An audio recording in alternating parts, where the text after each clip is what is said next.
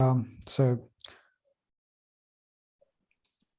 good morning, good evening, everyone.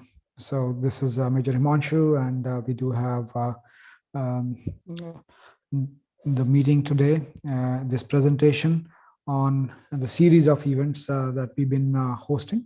And with that, the format of this presentation today will be that 30 minutes. We'll have ma'am speak on the topic, and then we'll take questions from the audience so that she can educate and answer us individually. And with that, ma'am, over to you.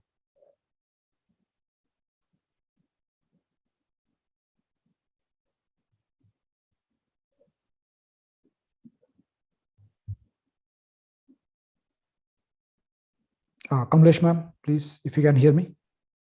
Okay, I'm there, but it's not showing up. Namaste, everyone. And today's attendance, I should congratulate those who did not, who are not absent because of Christmas. So even if it is not our Tyohar festival, still most of the people, slavishly and by habit start doing, Christmas presents and everything, the whole charade. Anyway, today we are going to see how the power was transferred from the British to the to Indians, actually to the Congress Party, and the arrangements according to which the partition took place. So going to that, there is again, there will be one very clear note in all these slides, and that is that there was total confusion as far as the Congress was concerned. The only person who had some kind of plan, actually not some kind, he had full plan that he submitted to the government, British government, that this is how things should be. So we'll deal with that. So now the whole thing comes back to 1935. You see, that act is very important. And though I am not able to give you all the details, because that will be by itself one session, the best thing is that if you have the book, read the details, because that is what is going to determine the demography, the reservation schemes later on, and the electorate distribution, representation in the parliament. A whole lot of stuff is just based on this 1935 Act. So the thing that is in brief, that they understood and they recognized and they accepted that there will be always communal franchise based on religion, basically at that time Muslims and the rest. And then they also decided that there will be communal electorates, that which are the very predominantly majority Muslims, and they'll be on top of that, there will be weightage for that. So not only that there will be communal franchise, but the nomination of the candidates from the minority or the Muslim community will be based on their demography. So weighted. Weighted means that if there is 50% for the Hindus, 50% is for the Muslims. Weighted. That means that they count about half the population. It is not stated implicitly at that time, but partition became non-negotiable. By 1940, it was completely clear that partition has to take place, because this is the premise on which the things are going to move. whether interrupted by World War II or Quit India movement or any kind of things going on, those extraneous circumstances did not alter the fact that the partition was non-negotiable as far as the British were concerned, as far as the Muslims are concerned.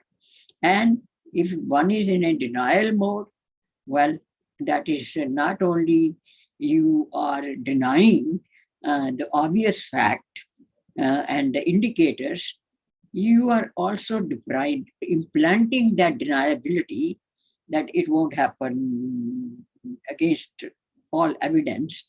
You are depriving you're confusing the population, Hindus, unpreparedness in denial. Now comes the main thing, the Mountbatten Plan.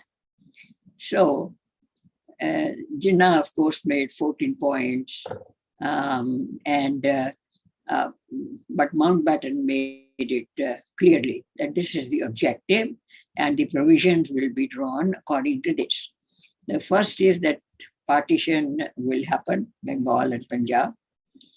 After that, during the transfer of power, while the adjustments are done around the boundary lines, the power will be transferred under in the dominion status kind of thing, where Mountbatten will be still the governor or the whatever designation they wanted to give, and there will be in the partition countries, they will be autonomous countries. Now, we have already arrived at the point in 1947 where we are already admitting that both countries will be sovereign. Now, they can make their own constitution, of course. This is where the whole British maneuvering and manipulation came. Right of the princely states to either join Pakistan or India. Now, this is very important. Provinces could become, the third option was, provinces could become separate nation and not belong to any other countries, which means neither in Pakistan nor. Now imagine how many kingdoms are there at that time. There were 560 small kingdoms. Most of them were landlocked. This I'll come a little later. Then they constituted the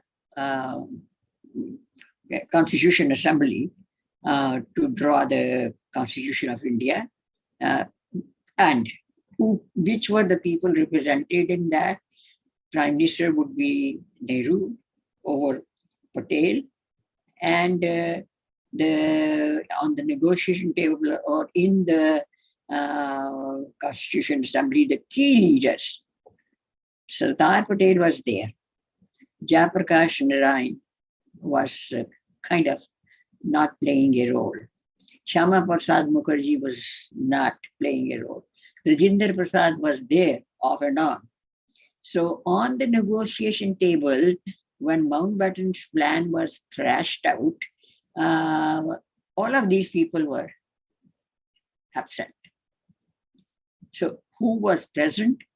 Patel was there most of the time, and Nehru was the person. And at that point, all of these people sacrifices were Lala Lajpat Rai, Bhagat Singh, Udham Singh. They did not matter. And Netaji was alive, but in the minds of the people, he was already killed. Now, Jinnah and Mountbatten, each thought when they were negotiating and thrashing out the plan, 1947 plan, each thought that we are outmaneuvering the other in their agenda. Jinnah thought, I am winning, and Mountbatten thought, I am going to outmaneuver him. And you see how the mind of the Muslim works and how the British thought, because they were working for their interest. They wanted their feet in here, here, here, here, here. And they wanted to weaken India to such an extent, fragment it, that the Congress party will come with folded hands that please come back, we cannot handle it. So this was in their mind. Plus, they wanted to have the key places under them. And they also thought that Jinnah would eventually think that we should be aligned with the British. So he will be in the grip of Mountbatten. That is why Mountbatten tilted in favor of Muslims. So these are the underhand, shadowy games being played, and it requires a certain kind of diplomacy, certain kind of vision, direction, clarity, and more importantly, you should know the geography of the country. It was amazing that Nehru did not know the geography of the country, and he did not know the geography of Kashmir kingdom, and he did not know about the 200 years of history, at least 200 years of history of Kashmir. So these things are extremely important, and most people do not focus on that. That where did we go wrong? We went wrong about 40 years back, 30 years back. And Jinnah's plan was that we leave the Muslim states as they are, and they will be naturally with us. And Muslims will, if they want, they will stay in Delhi and all the places if they want. And they will have the eggs and the omelette at the same time. Ambedkar's plan was very clear. Ambedkar said that understandably that you have agreed. Everybody now think that partition is inevitable. So Ambedkar said, now let's see how the transfer is going to take place, transfer of power. So the key component is that this is the borders. These are the borders from north to south, and here is the border. How are the people going to cross? Who is going to receive them? Can they bring movable property? How much can they bring? Can they bring, how will they be compensated for immovable property? And how much jewelry they can bring? You see, all these, who will be taking care of bringing them if they don't have any conveyance? And not everybody has tagas or horse-driven carriages, and very few had cars. So you see, this is where the practicality comes. Okay, we are agreeing that there will be mass movement or limited movement. And Gandhi said there won't be any movement. Now, that is the fun part. He said there won't be any Jinnah brother. Probably you saw the today's introductory page, flyer. They are both, sideways hugging each other. As if they're brothers, and nothing is wrong with the world. So Ambedkar's plan is very long, and it looks after every single detail. What was Nehru doing? He was quiet onlooker, leaving Mountbatten to act for India's well-being. And occasionally they will exchange smiles, Mountbatten giving a reassurance in the smile that I'm looking after you. And Nehru appreciating that he is my friend. In the game of politics and geopolitics, there is no such thing as friendship. People are allies or they are enemies, or sometimes they are neutral, which is very rare. So Nehru plays foul because he laps up everything that the British offered. For example, One other thing offered was that the states which have uh, uh, Hindu majority, but the king is Muslim, that principality will go to Pakistan, even though the majority of the population is Hindu, like Hyderabad. Then, if the population is equal or slightly more in favor of the Muslims, but the king is Hindu, then automatically it will go to Pakistan because the population is uh, majority. So these are kind of, thinking that was going on in different parties. And Nehru says that, okay, we'll bring in Sheikh Abdullah also in the picture at some point. At that time, Sheikh Abdullah was in prison. And so now what was Gandhi thinking? Besides agreeing with this, with Jinnah on this point, that either way, whether the population is Muslim or the king is Muslim, it will go to Pakistan. Plus, Gandhi pledged to look after the Muslim. He gave his words to Jinnah that no matter what happens, Muslims will be safe. And they were. Not only they were safe, and they were like royal guests living in India, as if, this is their country. And Maulana Azad did hint in one of the letters that, Jinnah, you are a fool. You are satisfied with one little chunk. I will make sure that the entire country becomes a Muslim Sultanate again. This is one of the letters written in 1942 or around that time. And you see, people don't read, and probably Nehru did not even know about it. But this letter is mentioned by the British. So now, what is the fate of refugees if nobody followed Ambedkar's plan and Gandhi came out giving false hopes to Hindus that Jinnah has given me the word, and we vowed that Hindus will be safe there, Muslims will be safe here. He kept the bargain more than anything. And he betrayed the Hindus in false hope that you will be safe there. Many Hindu families leaving the burning cities amid the stench of blood and shrill screams. Now, this part, I'm an eyewitness to.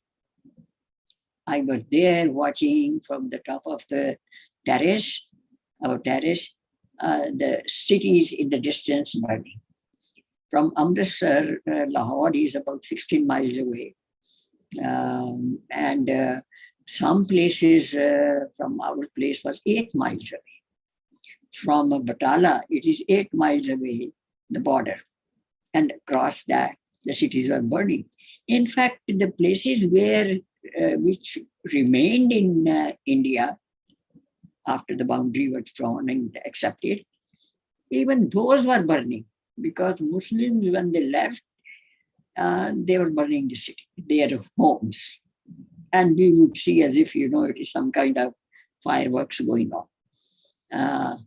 So how did my relatives left? And coming back to this false hope, I have given anecdotes, harrowing experiences, some of the people who are still living. And I'm just going to narrate one. Our own maternal family, the women and children left and they went to Haridwar. There are a lot of inns and they could rent also. And some of the men came, my uncles, to check out any kind of place where they could make a home for the joint family. So they were parked for 6 months And that is a very, very good thing. At least they could bring some of the valuables, hoping that they will someday go back. And uh, one day, Mahatma Gandhi came and everybody was very happy. He went to that place, Hari Ki Pauri, where most people take a bath in the morning. So children, women, all of them, and some men. One of the gentlemen, he used to live in our area. He has just moved out. He lived in Bannu. Now, imagine the geography of United India. Bannu is the last railway station in the northwest frontier. After that, Afghanistan starts, and uh, before the boundary line, there is no railway. So that is the last stop. So Mr. Kapur, he happens to be Kapur, and he said that myself and my mother, we came to Haridwar. My father remained there, and eventually he was coming back too. And Gandhi said that, please go back, Jinnah will look after you. Okay. And most people listened and did not obey. Some were unfortunate. And Mr. Kapur says that we left for Bannu. And when we left for Bannu, the Ikka, there was something, a horse-drawn small carriage, only two people could sit. So he was a small child, about 14 years old. And he sat with the mother, and there was a curtain around. That is how women used to travel in before partition in Ikka. And they were going in Bannu. And everybody was staring, who is that? But they thought the driver is Muslim, so these are Muslim people. And he said that after they reached there, father questioned that, why are you here? You should be in a safe place. The city is burning. And gated communities, if the gatekeeper is a Muslim person and militia is there and Muslim police is there, who is going to protect you? So they decided that we should go back. On the 10th of January, the train coming from Bannu, that was burnt completely. So as a result, the train service was stopped from Bannu. Now they are stuck. Till March 1948, he says that we were living like hidden people. The Muslim servant would bring us groceries, and that we never stepped out of the house. And with the help of some people, eventually when the train service started, and by the time Gandhi was gone, Jinnah was gone, immaterial, the damage was done. So that is how he left and how they were given hope. And now our family, the last persons, when they came, my granduncle, and they came by car provided by the military. And 6-7 people were crammed into that. And near Ludhiana, on way to Simla, Lahore to Simla, near Ludhiana, one of my aunts, she gave birth to a child. And then they were stuck there. So this is the story after story. Some of the people have captured it. One of them wrote a book, Train to Amritsar, and like that. And many people who were my neighbors here or in New York, they gave me anecdotes. I have included them sometimes in their own language sometimes, and there was so much confusion that people did not know that when you have to transfer from one train to another for a connection, where are you getting? By mistake, are you going to go in the same direction from where you came? And that is what happened to, nearly happened to my husband's family. Now, these people were supposed to, were coming from Montgomery, and hurriedly, first of all, they thought they are government servants, what difference does it make? The government changes, it changes. But then somebody advised that no, you should have to get out. And they were sneaked out by the friend.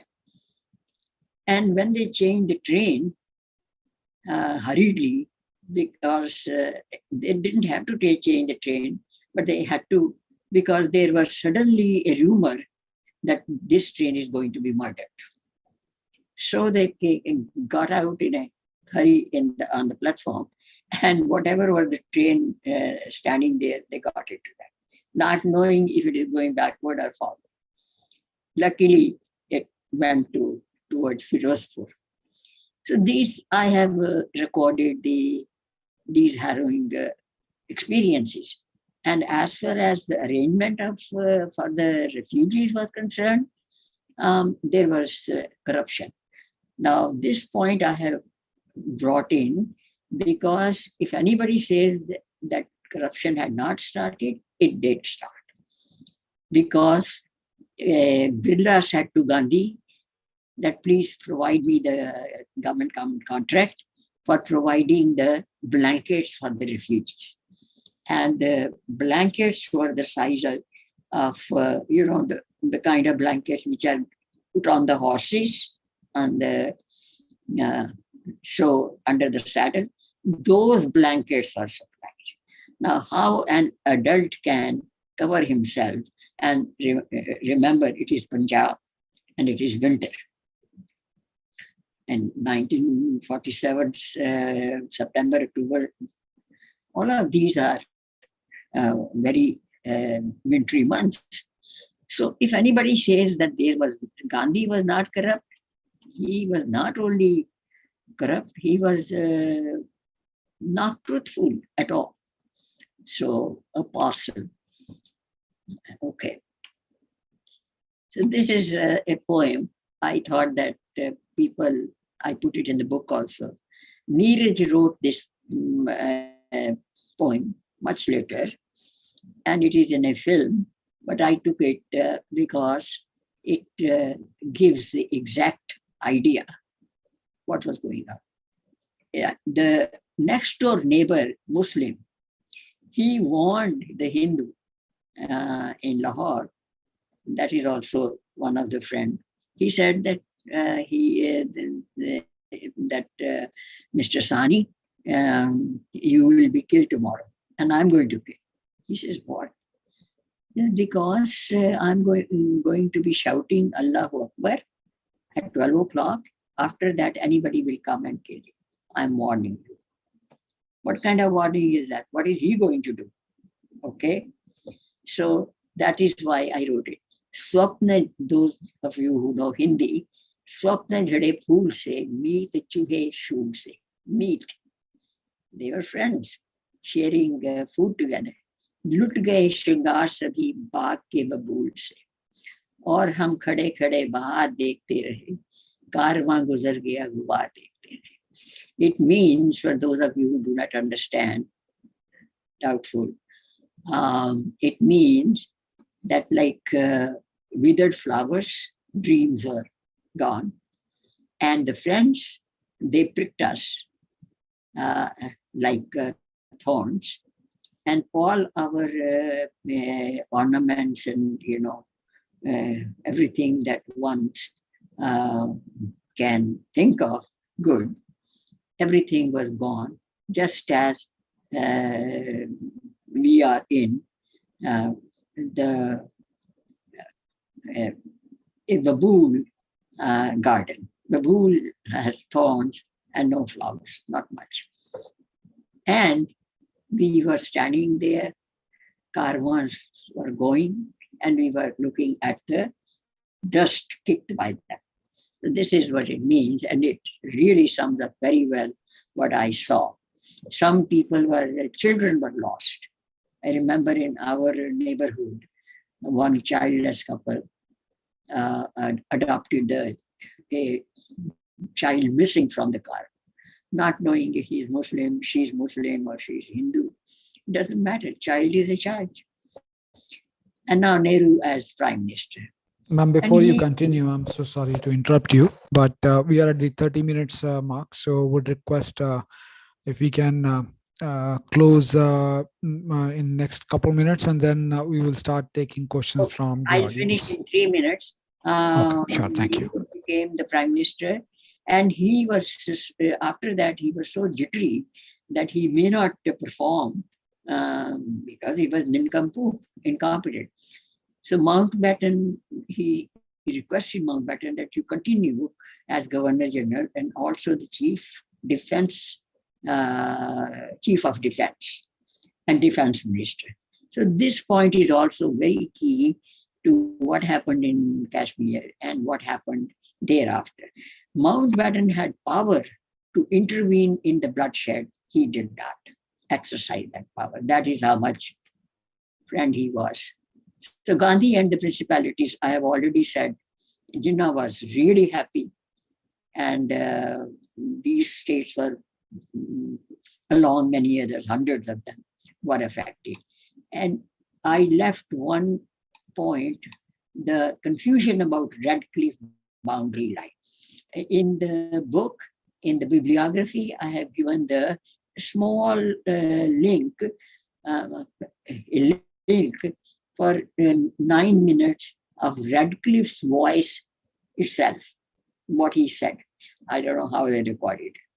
So there was a confusion about the Radcliffe, whether it is going to include Lahore or whether it will include Amritsar, where will it pass? Because along with the rivers, it was supposed to pass. And rivers go in a wayward way. Sometimes it is very difficult to decide by a layperson what is going to happen to us. Okay. Having said that, I am done. And if you have any question, let's go on with that. So thank you so much, ma'am, for, as usual, a wonderful rendition of your research. And with that, I'm going through the comments and would also invite the participants to please make a comment, ask questions from the esteemed author that we have in the panel today. So one of the comments that we have is from Naresh Sagalji, who says one of the many motivations that British had to create two nations was that both will be at loggerheads, and one will give them a foothold in case of a future war with Russia. So the question is, why Gandhi or Nehru did not see through it? And if I may add, did they see through it and did not act? That also is a possibility, but over to you, ma'am, for your comment, please. Why did not see through it? Yes, Gandhi, why did Gandhi or Nehru did not see? Gandhi was living in the bubble of his own nonviolence and brotherhood and Hindu-Muslim brotherhood. So, I mean, he couldn't care less. He couldn't see anything in front of his eyes because he didn't want to see. And Nehru did not know anything about anything, except that he wanted to be the first prime minister. And besides, he had implicit faith in Mountbatten. I don't understand how can a man be your friend if you are dating his wife. I did not write it in the book, but I don't understand how that person will become your friend. And Mountbatten, every question that was necessary to be clarified, he did not ask Nehru or Gandhi. He went to Churchill. even though he was not the prime minister at that time. So, and that is where the loyalties are. So if you don't know your own competence and knowledge and your own identity, and you are living in a fool's paradise, then you cannot see anything anyway. And in spite of the fact that outside it is daylight, sunshine, and if you keep saying that no, it is darkness, then what are you going to say? You know, these are, there is a word my father used to use, fact-resistant human beings. There's a species called fact-resistant ignorant humans. Did I answer the question? Yes. Okay. Yes, you did. Thank you. They did not want to see it. So, Thank you, ma'am, and thank you, Nilesh. Haven't seen any other question yet, okay, I see a hand raised by Dr. Sharma. So over to you, sir, please. Yes, thank you. I have one comment and then a question. My father was in Lahore and he was 21 at that time, left Lahore on the 13th of August, 1947, and had hard time leaving. So this is true that a lot of Hindus who lived in Lahore at that time didn't even know whether it was a good idea to live in Lahore or to leave Lahore. So that's a comment. So question I have, if a lot of intellectuals of Hindu origin knew what Nehru and Gandhi were up to, how come the media houses, that was newspaper at that time only, did not publish anything against Gandhi and Nehru? then you are fooled to the point that you have created the whole nation and they are considering Mahatma. Till this day, we are living by that cult, that what Gandhi ji, you see, Mahatma, Gandhi ji said is gospel. Gandhi ji assured us. He is looking after. If you put all your eggs in only one basket and that crashes, you crash. And then also, as I said, that they were persuaded to go back. You see, not only they fooled and lied, manipulated, they downright said, go back.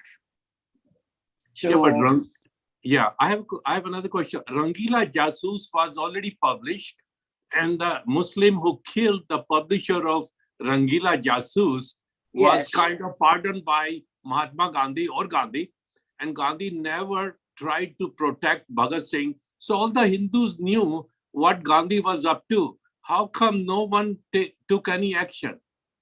Yeah, this is really a good point. Yeah, this was, this Shraddhanand was killed of Arya Samaj for Shuddhikaran of Muslims. And Gandhi not only condemned the murder, he actually congratulated the guy that he is my brother. And, you know, sometimes your sensitivities are hurt. You see, this kind of nonsense. And most of the stuff, you know, Hindus, even today in India, they are not readers. Except for a few pockets, we do not have readers. People were drunk with those who were well off.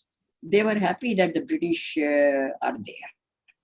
In fact, my grandfather, my granduncle, they said what was wrong with living in Pakistan. And that is why they were dragged out in military tracks at the last moment, after the partition. So they fooled everybody. And Nehru was nowhere in the 20s. If you listen to the last 6 sessions, Nehru was nowhere in the picture doing anything except towing the line of Gandhi, because he knew that Gandhi is going to make him prime minister after that. So you see, you can fool people. And if 20 or 30% of the population is still being fooled that they are not going to touch the book by 20 feet pole, and they hate me for writing this. You think at that time they were, what newspaper? Newspaper said what the British wanted to say. So even though two newspapers were started by Hindus, but still nobody read. Even today, people read the headline and it goes in the garbage.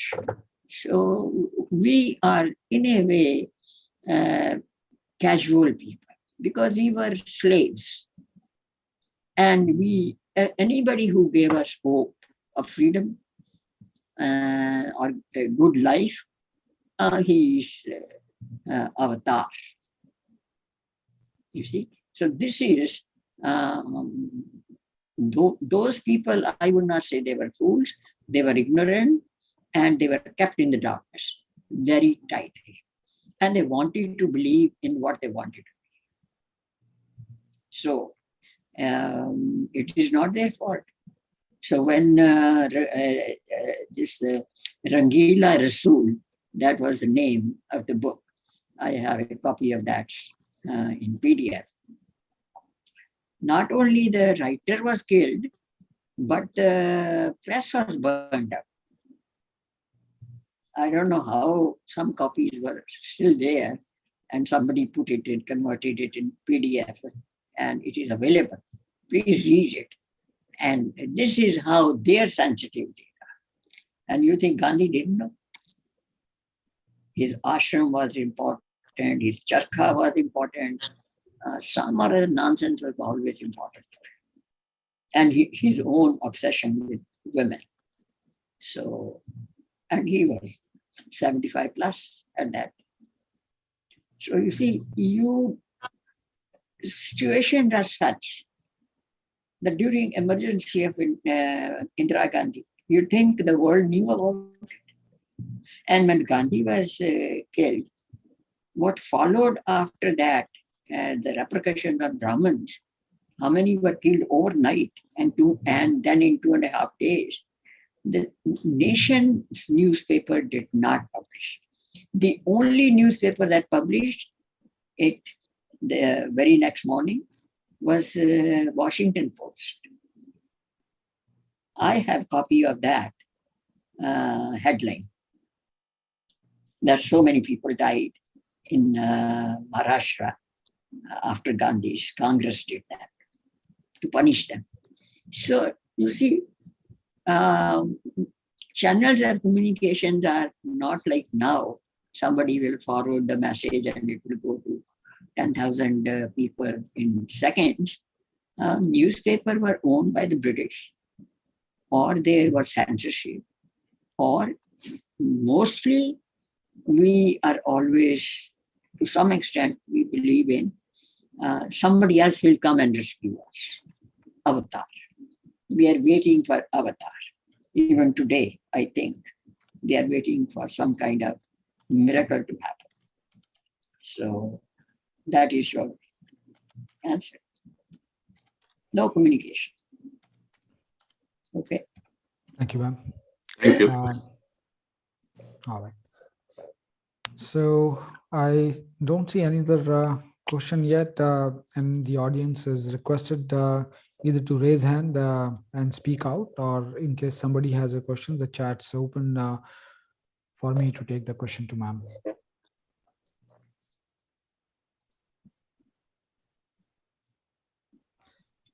And if not, let me interject with one observation and then a question. I heard, ma'am, you say that in one of the communications, which is available or was available with the British, was it? And I'm just trying to recall if you said that that Maulana Abul Kalam pointed to making India the Sultanate or the Muslim Sultanate. And if that be so, how come he continued to occupy a position of political primacy even after independence? Was he simply ignored again because of Gandhi, or were there other forces which were beyond Gandhi, which were making sure that this religious fanatical element or the mindset continues to occupy an important position post-independence? Yeah, actually, your question is very interesting. That this particular letter that I am talking about, it was a private letter from Abdul Kalam Azad to Jinnah. It was not in the public domain. It became later on, I don't know how they got the access to that. And these were some British, American writers. They composed a book which was called Sources of Hinduism, Hindu traditions, yes. And they gave a prominent place to Maulana Azad. So I read it in a different context, and in that letter was not public, and it was not written by the Congress or with the approval of the Congress. It was a private letter that you are a fool, that you are asking for a small little thing. And this was when he was the president of Congress Party in 1942. This is in a different kind of book where I got. And since it's a private letter. Got it. Thank you, ma'am. It also has a reference in the book which he published and said that it will come out 20 years after my death. I see. Yeah. Thank you for that explanation. And then I see Pradeep ji raising his hand. So Pradeep ji, if you want to write in, please, by all means. And if you want to speak, the floor is yours. Yeah. Yeah. Actually, my question is that Hindus were in a very sizable numbers in West Punjab and Sindh, and I will say not less even in East Bengal. And they knew the situation that partition was going to happen and Muslims were going to betray them, and they had been actually betraying them. So why they didn't prepare for any fight, or they didn't defend themselves? Their caravans were attacked, their trains were burned. So it looks pretty strange to see that things are going to happen to you and you didn't prepare anything. I lived in UP. I'm from UP. But my father always taught me, you have to watch Muslims. They are very deceitful people, and you have to be prepared for them. We always kept weapons in our houses because my house was pretty close to a Muslim neighbor. So I don't know why Punjab being a border state, I believed people should have been more prepared for such situations. And the partition says that there was no preparation at all. Yeah. Hindus were massacred, 5 million, I believe that was the number. So such a big number, was massacred without any significant resistance. That just, doesn't sound good. Yeah. No, the question, you are doubting the sensibilities of the Hindus or preparedness. If you are constantly drilled, if non-violence is constantly drilled into you, A, you are not prepared. B, if you rely on somebody else to save you, then you are not prepared. You see, that is the second point. The third point is that how many Hindus have ever held a sword or seen a sword in a close? In my house, we kept, weapon-bearing people, even today, Sikhs, they had kirpans, right? And in one village, they knew that the Muslims are coming, and so they gathered all the women in one room, and then they were prepared with the swords, right? And in the neighboring villages, they came to know that they can hide in the next village. So they all came to Sardar Kartar Singh's house, and he has written an anecdote. But of course, they all died. One of his relations who survived and wrote, all the women killed themselves. And then the men were killed by the Muslims. So Hindus did come, and the Sikh community did have some weapon.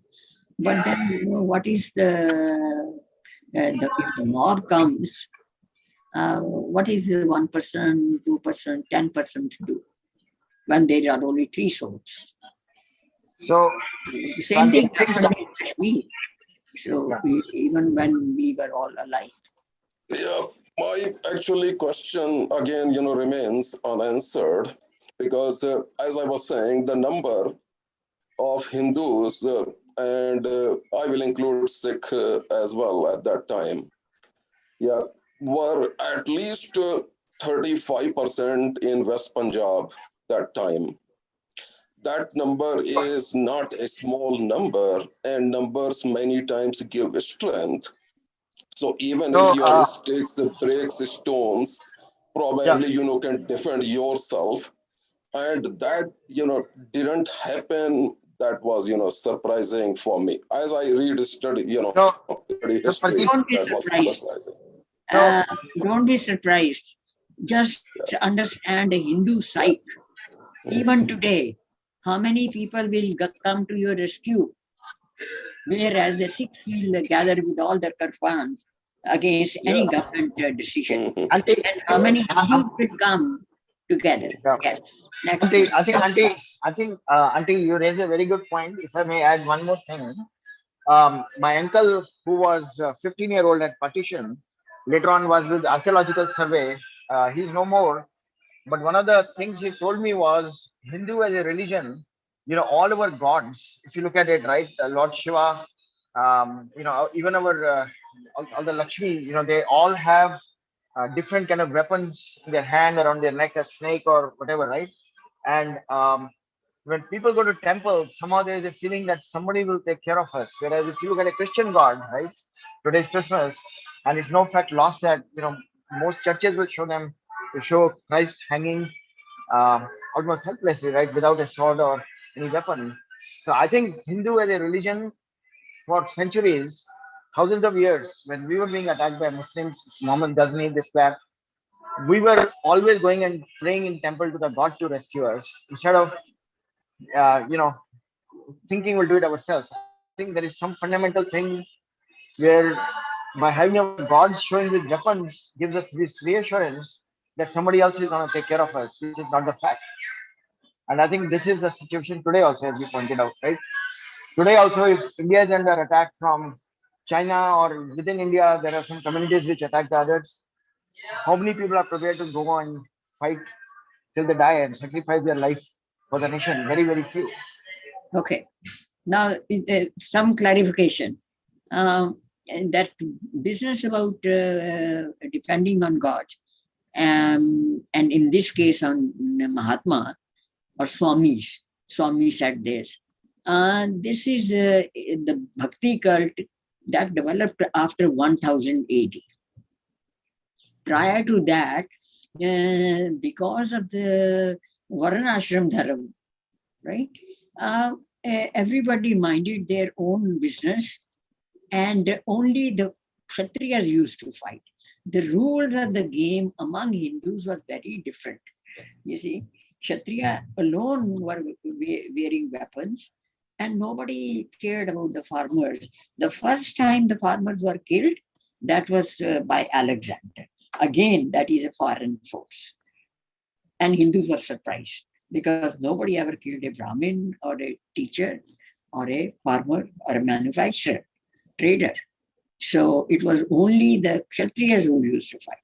So name of the game is different.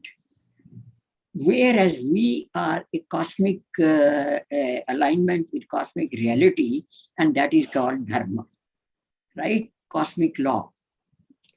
And we believe in that and we go by that. But those are man-made religions, and they believe that they created a God, man-made God, in the image of a man, and they are aggressively promoting it. Plus, it is always a fight for resources. What started as the British rule was actually economic resources, East India Company. And the same with the plunderers who came, they heard about the riches of India, and they were coming for looting. And this is exactly what they did, except that some remained for conversions, because Allah says that. Whereas you see, our dharma don't use the word Hinduism and don't ever use the word religion. We did not create it. We don't know who created it. If you tell me somebody is the founder of Hinduism, because ism definitely means somebody created, then let us meet that person or his descendants and find out what is in his mind, so that we can make a creation.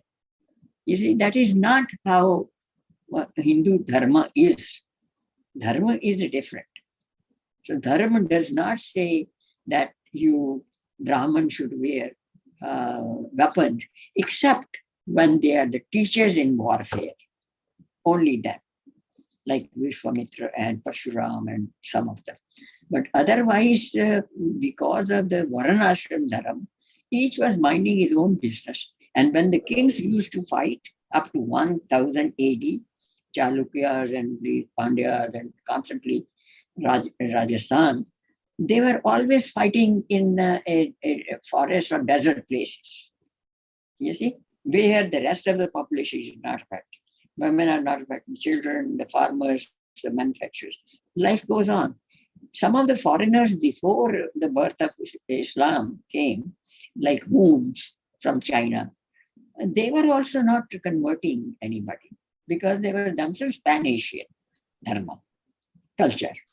So they came and people were, kings changed. And this is very important to notice that when the kings changed, like Kanishka came from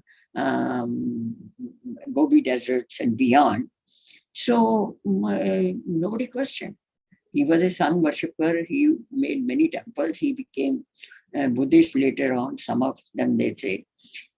The point is this, that the rules of warfare were different. Rules of traditional dharma are different. Those who do not believe in that, and you don't know their mindset, you're gone. You cannot imagine everybody in your own image, not in this day and age. Right? So, Okay, ma'am. And since we are at the end of the meeting time, and I do see Dr. Sharma's hand getting raised, so we'll take that as the last comment or question. So over to you, Dr. Sharma, please. You'll have to unmute yourself, please. Sorry.